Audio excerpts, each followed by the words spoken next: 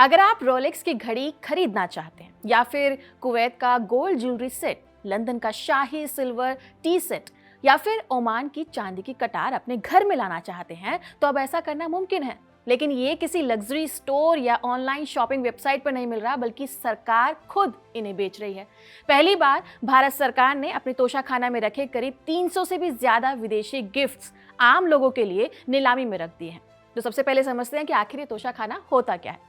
तोशाखाना एक फारसी शब्द है जिसमें तोश का मतलब होता है खजाना या कीमती सामान, और खाना का मतलब होता है ऐसा स्थान या भंडार जहां पर उसे रखा जाता है, यानी कि ऐसी सरकारी जगह जहां दूसरे देशों के राष्ट्रपति, राजा, प्रधानमंत्री या बड़े नेताओं की तरफ से भारतीय मंत्रियों और अधिकारियों को मिले कीमती गिफ्ट्स संभाल कर रखे जाते हैं। ये कोई नया सिस्टम नहीं है। मुगलों के समय से ही राजा महाराजा दूसरे राजाओं से मिलने पर एक दूसरे को महंगे उपहार दिया करते थे। उन उपहारों को शाही खजाने में रखा जाता था।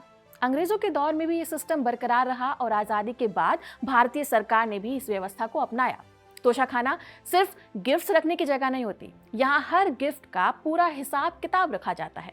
किसने गिफ्ट्स दिए, कब दिए, किस मौके पर दिए और उसकी कीमत कितनी है, ये सारी जानकारी सरकारी रिकॉर्ड में दर्ज होती है। लेकिन सवाल यह आता है कि अगर ये गिफ्ट किसी मंत्री या अधिकारी को मिले थे तो फिर वो सीधे उसके घर पे क्यों नहीं चले जाते। दरअसल इसकी वजह है पारदर्शिता और कॉन्फ्लिक्ट ऑफ इंटरेस्ट। मतलब अगर कोई विदेशी राष्ट्रपति किसी भारतीय मंत्री को 20 लाख रुपए की घड़ी गिफ्ट कर दे और मंत्री उसे अपने निजी संपत्ति का हिस्सा बना ले, तो बाद में लोग सवाल उठा सकते हैं कि क्या इतने महंगे गिफ्ट के बदले उस देश को कोई पॉलिटिकल या कमर्शियल फायदा तो नहीं दिया गया। बस इसी तरह के सवालों से बचने के लिए दुनिया के ज्यादातर लोकतांत्रिक देशों में एक नियम बनाया गया है, और ये नियम कहता है कि सरकारी पद पर रहते हुए आधिकारिक तौर पर जो भी आप दौरा किया है उसमें मिलने वाला कोई भी महंगा सामान उस नेता या अधिकारी को नहीं बल्कि सरकार की संपत्ति माना जाएगा। इसलिए ऐसे सभी गिफ्ट्स सबसे पहले तोशाखाना में जमा करवा जाते हैं। हालांकि अगर कोई मंत्री या अधिकारी उस गिफ्ट को अपने पास रखना चाहता है तो पहले सरकार उसकी कीमत तय करवाती है। एक्सपर्ट की कमेटी उस गिफ्ट की वैल्यू निकालती है।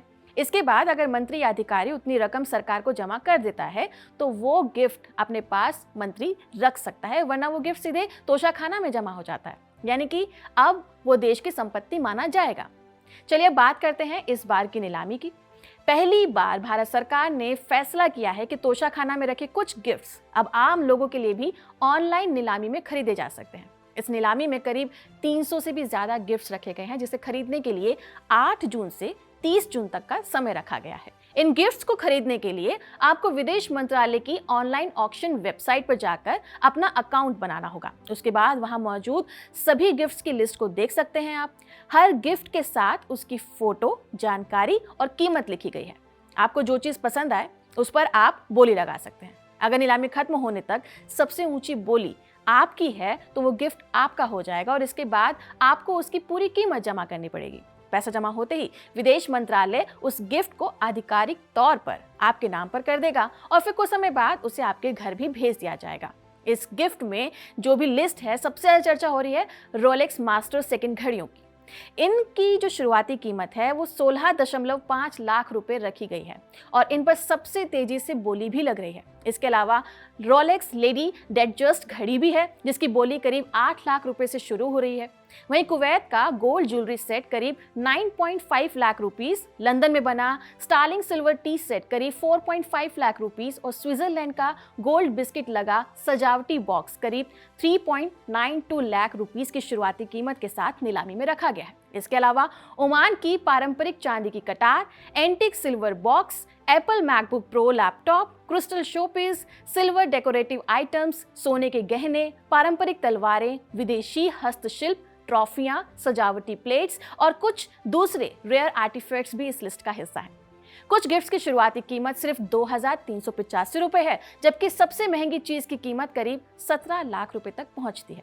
यानी यहाँ कुछ हजार रुपए से लेकर लाखों रुपए तक की चीजें मौजूद हैं और अगर आपकी बोली सबसे ऊंची रहती है तो ये गिफ्ट आपका हो सकता है। इस नीलामी से जो भी पैसा मिलेगा वो सीधे भारत सरकार के कंसोलिडेटेड फंड ऑफ इंडिया में जमा होगा, यानी कि उसी सरकारी खजाने में जिससे देश के ज्यादातर सरकारी खर्चे पूरे किए जाते हैं। वैसे आपको बता दूं कि इससे पहले 1983 में भी तोशाखाना की नीलामी हुई थी, लेकिन उसमें सिर्फ विदेश मंत्रालय के कर्मचारियों ने ही हिस्सा लिया था। फिर 2024 में इन नियमों में बदलाव किया गया, जिसके बाद अब सरकार इस नीलामी में आम नागरिकों को भी शामिल होने का मौका दे रही है। फिलहाल इस खबर में इतना ही। आपका इस पर क्या कहना है, कमेंट सेक्शन में जरूर लिखिएगा।